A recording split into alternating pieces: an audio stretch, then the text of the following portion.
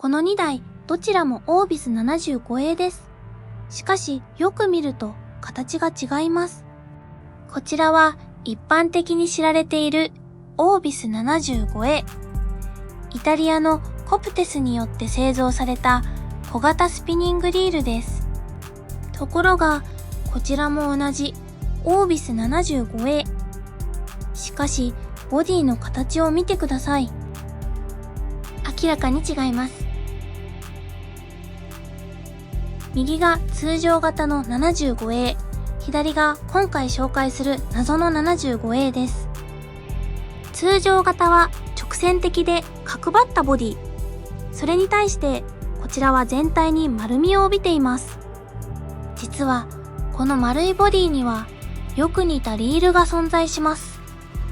コプテスのモスキートキットです。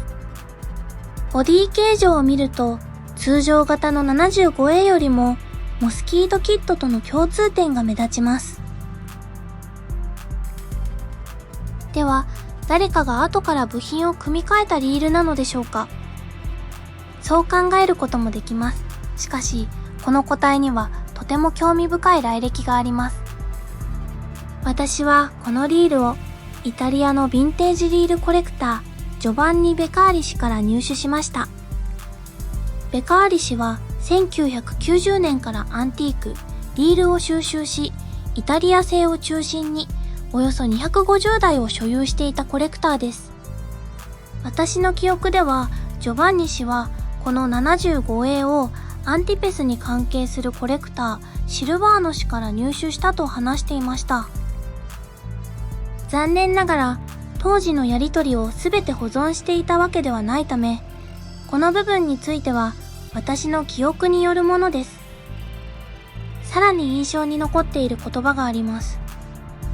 ジョバンニ氏はこのリールについて、ベンライト氏も見たことがないと話していたと記憶しています。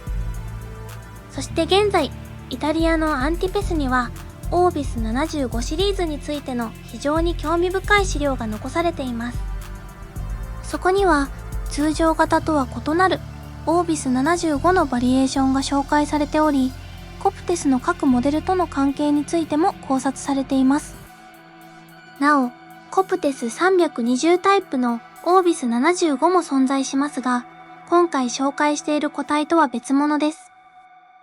私が所有していたのは、この通常型 75A とモスキート、キット型の 75A の2台です。細部を見てみましょう。ボディ形状。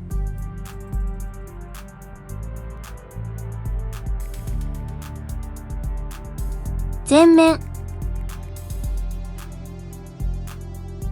ボディ反対側。ボディ後部。